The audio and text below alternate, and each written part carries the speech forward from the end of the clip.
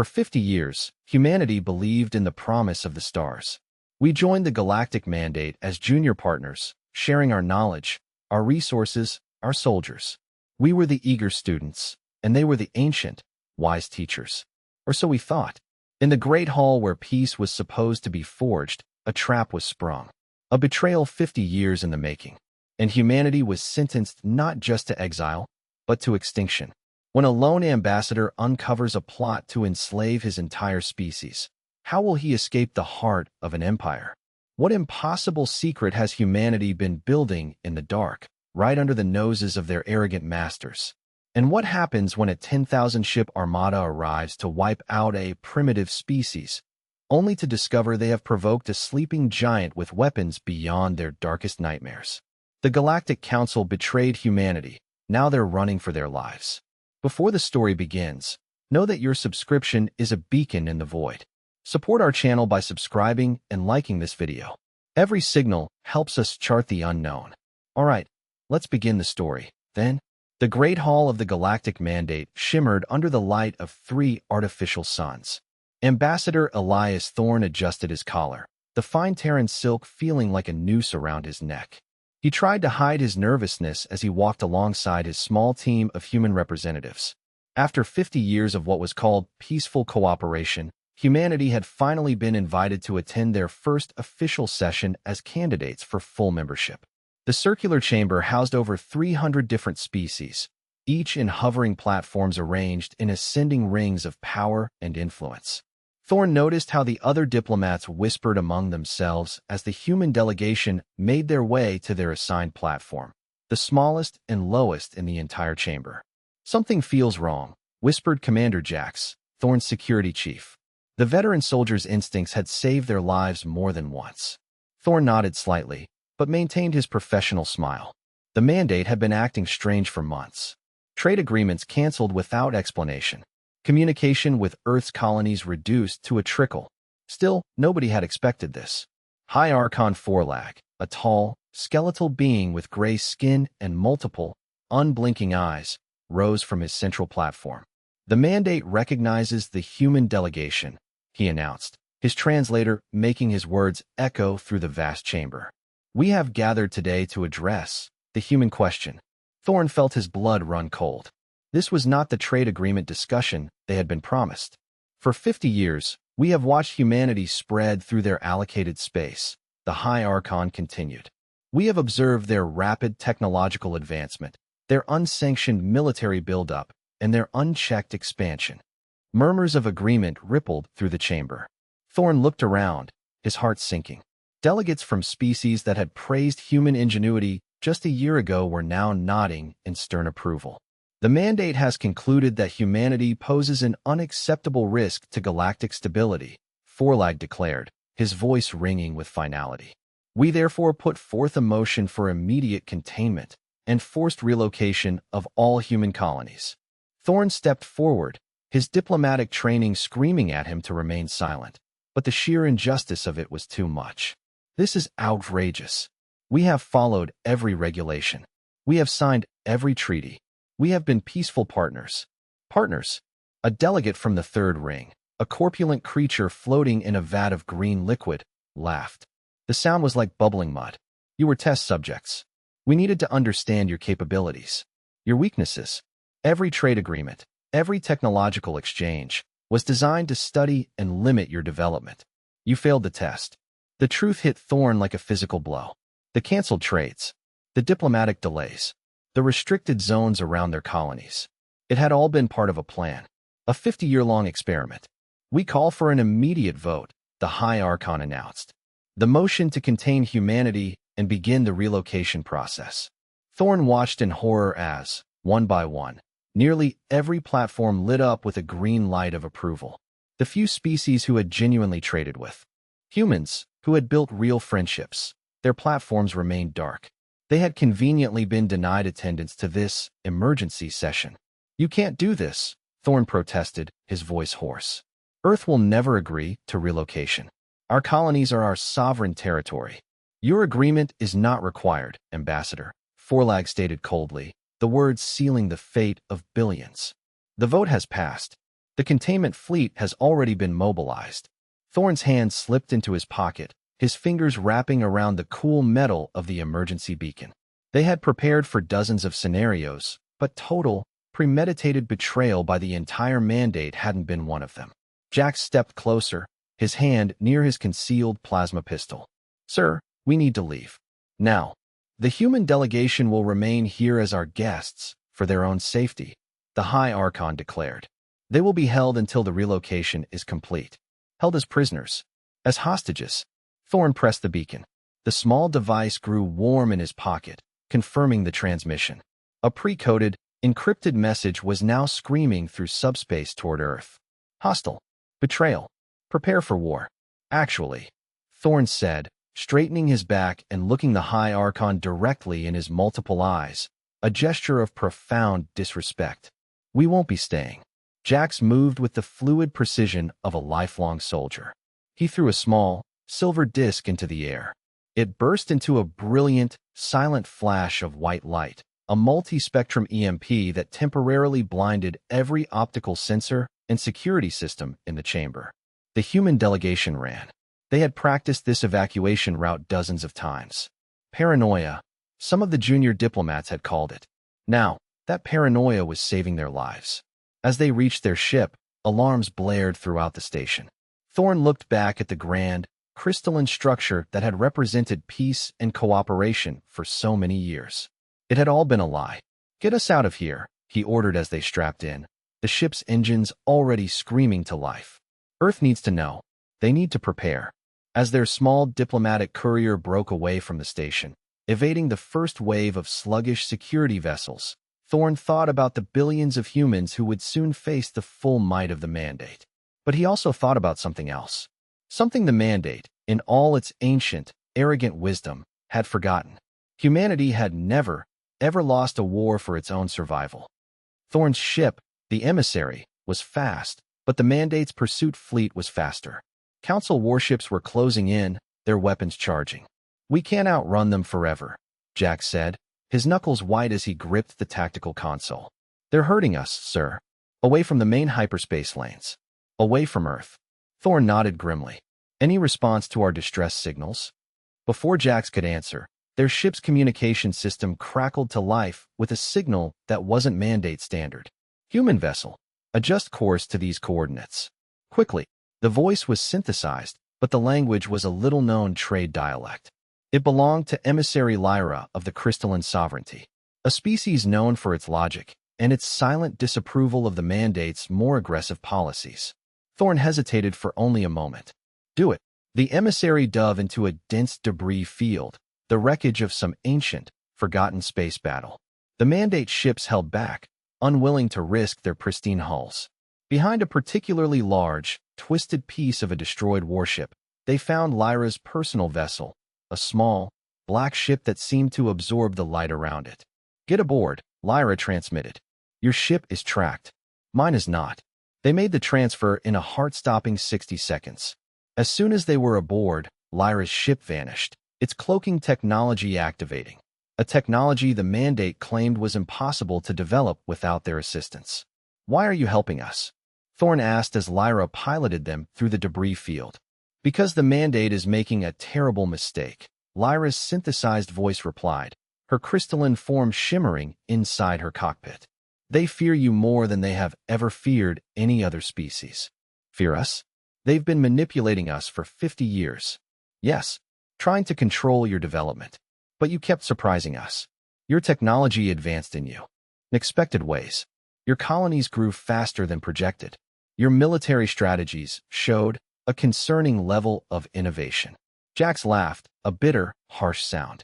"Concerning to whom?" "The mandate exists to maintain stability," Lyra explained. "Stability means predictability. New species are guided, controlled, shaped to fit the existing order. But humans, you don't fit. You adapt too quickly. You solve problems in ways we never considered. The mandate believes if you are allowed to develop freely, you will overturn the entire galactic power structure within a single century." Thorn thought about the secret military installations hidden in the asteroid belt. The technological breakthroughs they had kept hidden. the advanced defense systems they had built while pretending to be far less advanced. The mandate's fears weren't entirely unfounded. They are going to attack all your worlds simultaneously, Lyra continued, her voice urgent. They have gathered nearly their entire fleet. Over 10,000 ships. The plan is to overwhelm your defenses before you can organize any meaningful resistance. She transferred a massive data file to Thorn's datapad. Fleet compositions, attack vectors, timetables. They won't find us as defenseless as they think, Thorn said quietly. I suspect as much. Lyra's form pulsed with what might have been approval. That's why I am helping you. The mandate's arrogance will be their downfall. They believe their own propaganda about your limited capabilities. As they approached the edge of mandate space, Lyra gave them her final piece of intelligence. Go, warn your people, and show the mandate why they were right to fear you. As their stolen ships sped toward Earth, carrying the salvation of their species in a single data file, Thorn looked back at the glittering expanse of mandate space. They had called humanity a question. They were about to get an answer, written in fire. The emergency warning from Ambassador Thorn reached Earth in the middle of the night. Fleet Admiral Eva Rostova was awakened by the blaring of red alerts in her quarters at Global Defense Command, deep beneath the Cheyenne Mountain Complex. She was in the control room in 90 seconds, still pulling on her uniform jacket. Report, she barked, her eyes already scanning the dozens of screens that covered the walls. Thorn's emergency beacon activated 20 minutes ago, Admiral, her aide explained, his face pale. The message is coded Red Alpha. Total hostile intent. Confirmed betrayal. Mandate fleets are moving toward all human systems. Rostova's jaw tightened. They had drilled for this. Prayed it would never happen. But they had drilled for it. This is not a drill. I repeat, this is not a drill. Authorization Alpha Omega 0. Initiate Protocol Aegis. The order rippled out from the mountain, a command that would awaken a sleeping giant. Wake up every colony leader and every military commander, Rostova ordered. We have less than 48 hours before they reach our outer colonies. As the command went out, something incredible happened. On Mars, the sprawling city of Olympus Mons, a marvel of human engineering, began to change. Sections of the city slid away, revealing massive railgun emplacements, each one the size of a skyscraper. What the mandate had seen as a civilian habitat was, in fact, a fortress. Colonel Eris Thorn, Elias Thorn's own daughter, stood in the command center of Mars Defense. She watched the mandate attack group appear on her tactical display. They were arrogant, moving in a tight, perfect formation, expecting an easy victory over a primitive colonial defense force. Let them get closer, she ordered, her voice as cold as the Martian night. Wait for my signal. The mandate ships moved into attack range, their weapons charging. Their sensors showed nothing unusual. A few outdated defense satellites, easily dealt with. Exactly as planned. They're entering the optimal kill box, Colonel, her tactical officer reported. All hidden batteries are reporting ready. Eris Thorn took a deep breath. Initiate defense pattern echo. Light them up. The space around Mars suddenly blazed with energy. Hundreds of concealed weapon platforms, disguised as asteroids, communication relays, and orbital debris, revealed themselves. Advanced railguns, plasma cannons, and swarms of missile launchers opened fire simultaneously.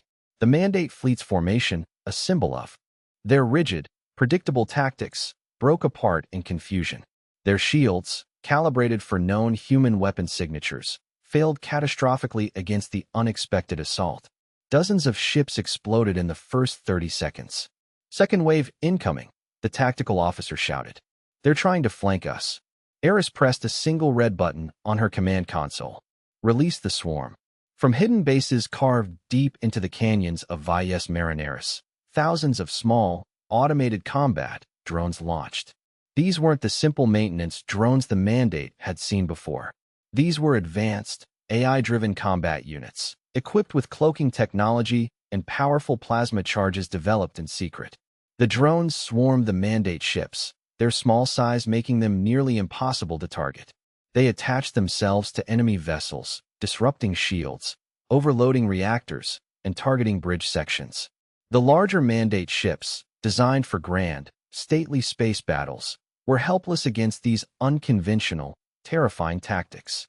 Ma'am, "We're picking up a priority transmission from the enemy command ship," her communications officer reported. "They're requesting to speak with you." The Mandate commander's hologram appeared, his multiple eyes wide with shock and disbelief. "What trickery is this? These weapons, this technology, it is impossible. You assumed we showed you everything we had." Colonel Thorne replied, her voice cold. "That was your first mistake. For 50 years, you thought you were studying us. But we were studying you too."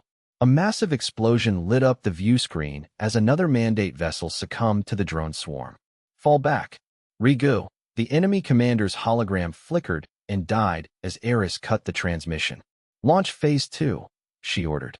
Hidden missile silos across the Martian surface opened, releasing a new wave of weapons.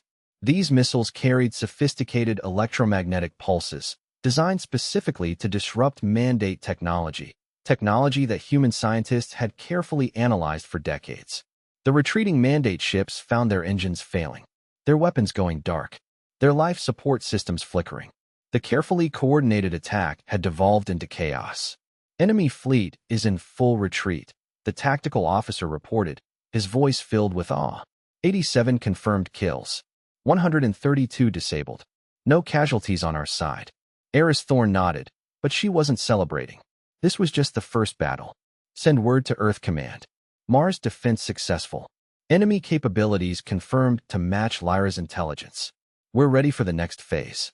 As she watched the remaining Mandate ships flee in disarray, she thought about all the years of preparation, all the technology they had kept hidden, all the defenses they had built in secret, all while presenting a facade of a harmless, primitive species to the galaxy.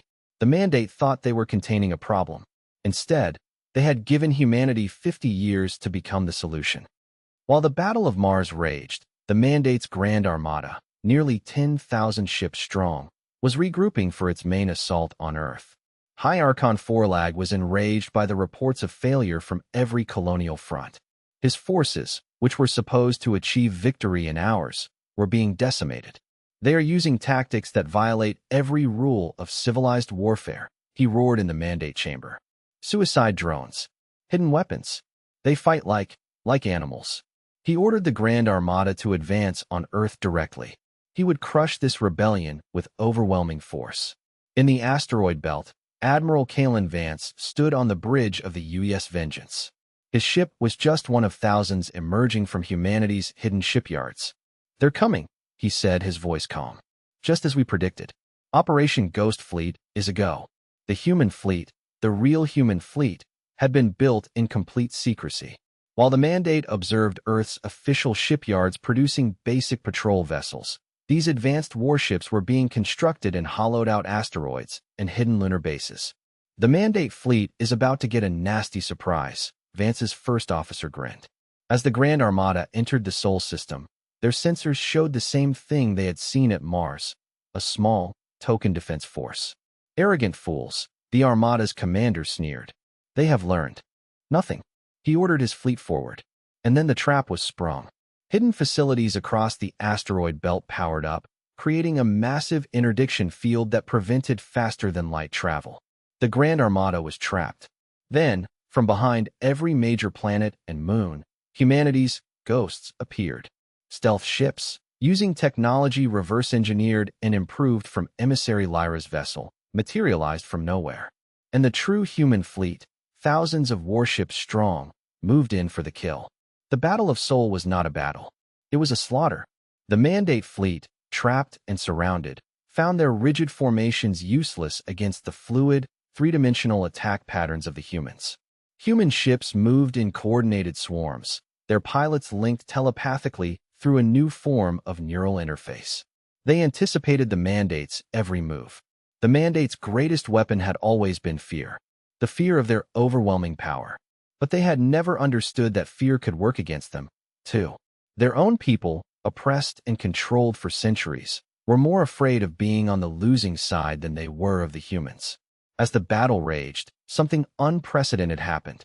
Dozens of ships from the Mandate's own allied species began to turn on their masters. A wave of defections swept through the fleet. The carefully maintained order of the Mandate was collapsing under the weight of its own lies. On the bridge of his flagship, High Archon Forlag watched his civilization fall apart. His fleets were shattered. His allies were turning against him. He received one final transmission. It was from Admiral Rostova. High Archon Forlag, she said, her voice carrying across the stars. You came to contain humanity. You came to enforce your order. We are here to offer you a new one. An alliance of equals. Something your mandate never understood. The High Archon looked at the tactical display. At the human fleet, now joined by ships from a dozen former mandate races. He looked at the wreckage of his grand armada. He had no choice. Name your terms, he whispered, his voice the sound of a dying empire. The galaxy was changing, just as the mandate had feared. But not through destruction. Through liberation. He received one final transmission. It was from Admiral Rostova. High Archon Forlag, she said, her voice carrying across the stars. You came to contain humanity. You came to enforce your order. We are here to offer you a new one. An alliance of equals. Something your mandate never understood. The High Archon looked at the tactical display. At the human fleet, now joined by ships from a dozen former mandate races. He looked at the wreckage of his grand armada. He had no choice. Name your terms, he whispered, his voice the sound of a dying empire. The galaxy was changing, just as the mandate had feared. But not through destruction. Through liberation, he received one final transmission. It was from Admiral Rostova. High Archon Forlag, she said, her voice carrying across the stars. You came to contain humanity. You came to enforce your order. We are here to offer you a new one. An alliance of equals. Something your mandate never understood. The High Archon looked at the tactical display. At the human fleet, now joined by ships from a dozen former mandate races. He looked at the wreckage of his grand armada. He had no choice. Name your terms, he whispered, his voice the sound of a dying empire. The galaxy was changing, just as the mandate had feared. But not through destruction. Through liberation.